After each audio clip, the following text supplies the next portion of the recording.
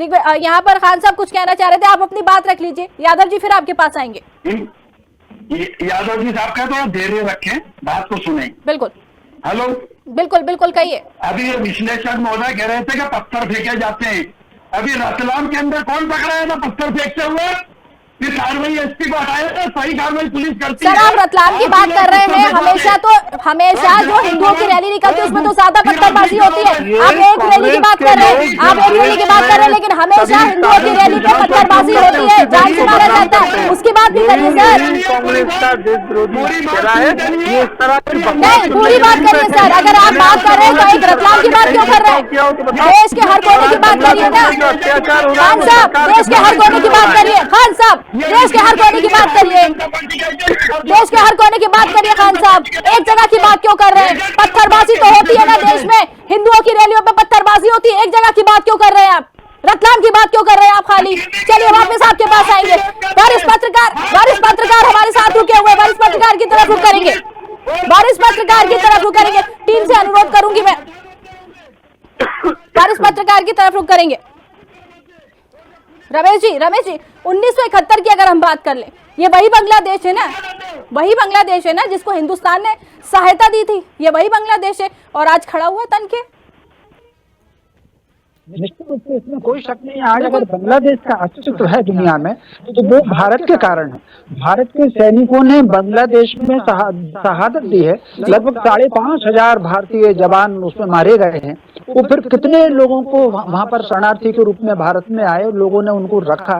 तो स्वाभाविक रूप से कहीं ना कहीं बांग्लादेश की इस नई पीढ़ी को भारत के प्रति, भारतीयों के प्रति आभार का भाव रखना चाहिए था एक प्रकार से। और उसके बाद एक अलग प्रकार का जो कट्टरपंथ वहां पर फैल रहा है, क्योंकि पाकिस्तान ने योजना पूर्वक वहां पर काम किया और अब आज जो बांग्लादेश भारत के विरुद्ध होकर के पाकिस्तान के साथ अगर खड़ा हुआ है तो मैं समझता हूँ ये एक प्रकार से चिंतनीय बात है, जिस पर निश्चित रूप से भविष्य की नीति बनाते समय हमको ये विचार भी करना पड़ेगा कि हमको अब किसकी सहायता करना, किसकी सहायता नहीं करना। बांग्लादेश से भारत की हमारी विदेश नीति को भी एक सबक लेना ही चाहिए। जी, लेकिन सवाल ये उठता है, देखिए शर्मा जी, सवाल ये उठता है कि जितने अल्पसंख्यक इस देश में सुरक्षित है, हिंदुस्तान की अगर हम बात करें, अगर दूसरे देशों में जाए तो क्या वे सुरक्षित है? इसके बाद भी सवाल उठते हैं। देखिए इसका उदाहरण तो सबसे पहली बात यह है, अगर म्यांमार से रोहिंग्या मुसलमान वहां से चले हैं तो वो पाकिस्तान या बांग्लादेश में नहीं गए, तो भारत में आए। बांग्लादेश से अगर लोग जा रहे हैं तो भारत में आ रहे हैं, पाकिस्तान से भारत में आ रहे हैं। हमारे यहाँ आसपास जितने भी देश हैं, देखिए खान साहब, इतना देखिए खान साहब वरिष्ठ पत्रकार है, उनका भी सम्मान है और उनका सबसे ज्यादा सम्मान हम करेंगे। इसलिए आपको लड़ना है, आप बीजेपी से लड़िए, खुलकर लड़िए, लेकिन वरिष्ठ पत्रकार है, उनका सम्मान करना पड़ेगा। नहीं देखिए, आपकी आवाज तेज करने से कुछ नहीं होगा, आपकी आवाज तेज करने से कुछ नहीं होगा सर, आपकी आवाज तेज करने से कुछ नहीं होगा सर। आप बोलते रहेंगे, किसी के समझ नहीं आएगा, सर, आप बोलते रहेंगे। वरिष्ठ पत्रकार है हमारे साथ जुड़े हुए, पहले उनकी बात पूरी होने दीजिए, वापस आपके पास आएंगे सर, आपके पास वापस आएंगे। देखिए मैं टीम से अनुरोध करूंगी इनकी आवाज को थोड़ी देर के लिए बंद किया जाए इनकी आवाज को थोड़ी देर के लिए, क्योंकि जिस तरीके से ये बयानबाजी कर रहे हैं तो दिग्विजय सिंह से अलग आप कहाँ हो गए सर? सुन ही नहीं रहे आप तो।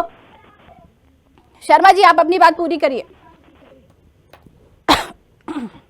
देखिए स्वाभाविक रूप से जैसा कि मैंने कहा, बांग्लादेश के निर्माण में अगर सबसे ज्यादा योगदान है तो भारत का है। वो भारतीय सैनिकों ने कितने बलिदान इस बांग्लादेश को बनाने को दिए। इसके अलावा कितनी बार हमने आर्थिक मदद भी दी है, अन्न भी वहाँ पर उनको पहुँचाया है, कई बार उनको हमने आर्थिक मदद दी, पानी की मदद की, कई प्रकार की उनको मदद दी है। और उसके बाद अगर बांग्लादेश के लोग वहां पर षड्यंत्र पूर्वक हमला करते हैं, जिस आतंकवादी जो हादी मारा गया है उसको कोई हिंदुओं ने नहीं मारा, वो वहाँ की लोकल की राजनीति का शिकार हुआ और उसकी जांच करने के बजाय योजना के साथ अगर हिंदुओं पर हमले हुए हैं तो निश्चित रूप से ये विचारणीय है। और ये पहली बार नहीं हुआ है, इससे पहले भी वहाँ पर सत्ता परिवर्तन के लिए जब भी आंदोलन चल रहा था उसमें सारे लोग साथ थे।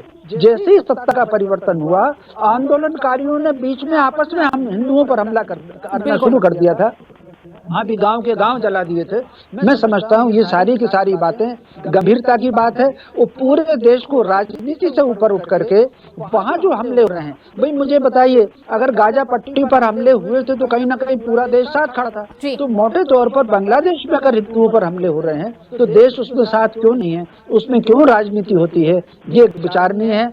अल्पसंख्यक भारत में अगर असुरक्षित होते तो पाकिस्तान से भी यहाँ आ रहे हैं, बांग्लादेश से भी आ रहे हैं, म्यांमार से भी आ रहे हैं, श्रीलंका से भी आ रहे हैं, सब जगह से हमारे यहाँ आ रहे हैं। तो स्वाभाविक रूप से उनको सुरक्षित देश अगर कहीं दिखता है तो हमारा भारत ही दिखता है। जी, लेकिन शर्मा जी सवाल देखिए, एक ये भी है, ऑपरेशन सिंदूर जो अभी हमने देखा, ऑपरेशन सिंदूर एक बड़ा हमला जब किया गया था, इसके बाद भी अगर हम कहें बांग्लादेश खड़ा किसके साथ था? पाकिस्तान के साथ। मतलब खड़ा हमने किया, अब आप जाके खड़े वहां पर हो गए। देखिए, मोटे तौर पर कहीं ना कहीं ये पाकिस्तान की कूटनीति रही होगी। जिस तरीके से पाकिस्तान ने युद्ध रोका, पाकिस्तान ने एकदम 93,000 फौजियों का सरेंडर करके युद्ध रोक दिया था। तो वो पाकिस्तान क्योंकि आर पार की लड़ाई लड़ने के पक्ष में नहीं था, वो कूटनीति करना चाहता था।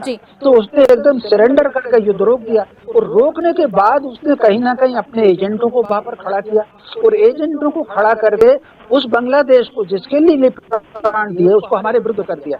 ये बांग्लादेश के साथ नहीं हुआ। आप अगर इसको पंजाब में देखेंगे तो पंजाब में जितना क्योंकि ये जो हफ्ता चल रहा है दिसंबर का अंतिम सप्ताह, ये गुरु गोविंद सिंह के जो पंच प्यारे रहे हैं उनके और उनके साहबजादों की बलिदान का ये सप्ताह चल रहा है 21 तारीख से लेकर 30 तारीख तक।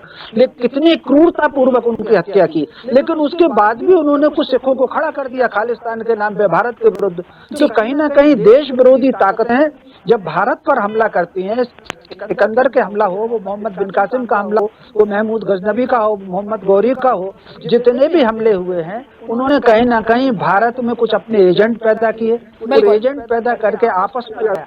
आप अगर इसी वर्तमान परिस्थिति में ही देखें, वर्तमान परिस्थिति में पूरी दुनिया में अगर आपका वातावरण देखें तो भारत में समाज को आपस में झगड़ा करने की कोशिश की जा रही है। हम आपस में एक दूसरे को लड़ते रहें और वो भारत की प्रगति को ठंडा करते रहें। भारत में कुछ भी हो, इस समय 3 चीजों पर हमने प्रगति की है। अंतरिक्ष की जो हमारी टेक्नोलॉजी है, नासा अब हमसे सीख रहा है कि कितने आपने सस्ता ऐसा बनाया। अब हम 14 देशों के 300 से ज्यादा हम उसको कर चुके हैं। इसके अलावा कहीं ना कहीं हम बंदूक की गोली तक नहीं बनती थी, अब हम आयुध यहाँ से टैंक तक निर्यात करने की स्थिति में आए हैं। तीसरा फिर हमारी जो अर्थव्यवस्था बढ़ रही है, इससे पूरी अंतर्राष्ट्रीय शक्तियां भारत के विरुद्ध हैं।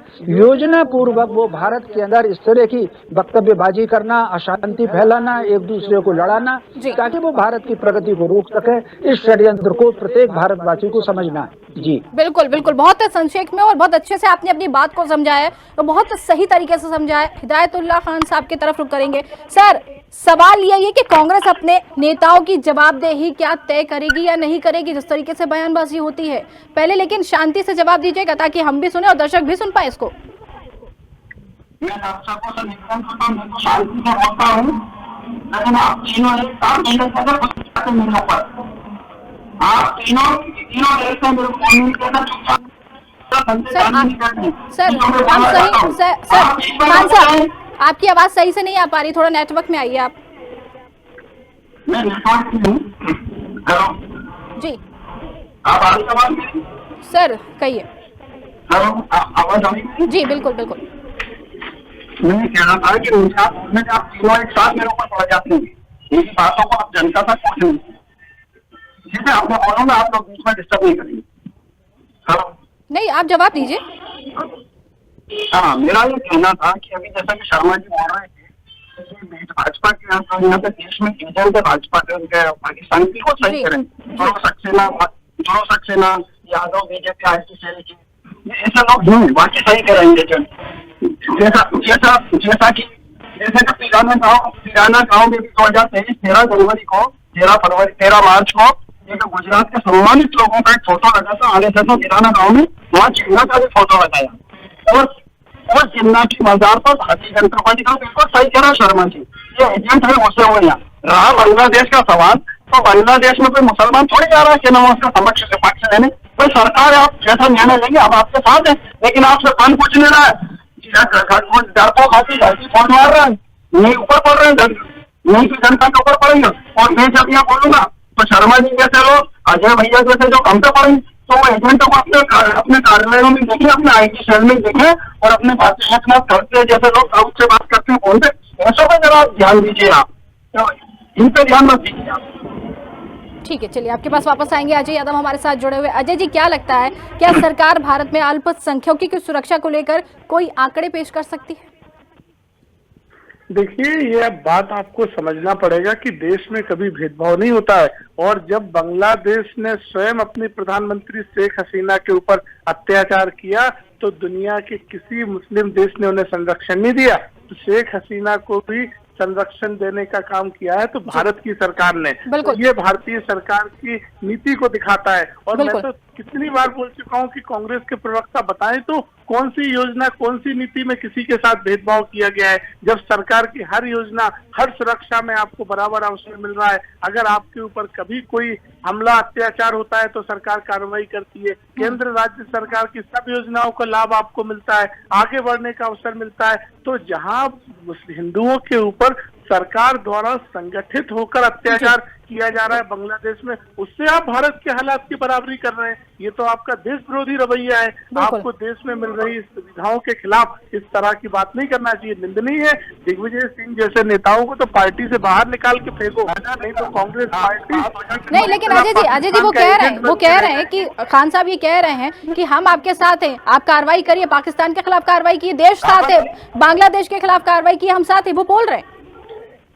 अरे तो दिग्विजय सिंह कहाँ बोल रहे हैं? वो तो कह रहे हैं कि भारत के हालात बांग्लादेश जैसे हैं। तो दिग्विजय सिंह को निकालो ना पार्टी से। अगर आप कह रहे हो कि दिग्विजय सिंह का बयान गलत है, ये कह सकते हैं। अगर दिग्विजय सिंह आपके बड़े नेता है, राज्यसभा में आपने भेज रखा है, पार्टी की वर्किंग कमेटी के मेंबर है, और आपका नेता इस तरह का बात कर रहा है, दुनिया भर में भारत की छवि खराब कर रहे हैं, तो कांग्रेस पार्टी निकाले बाहर, तब मानेंगे कि आप देश के साथ हो।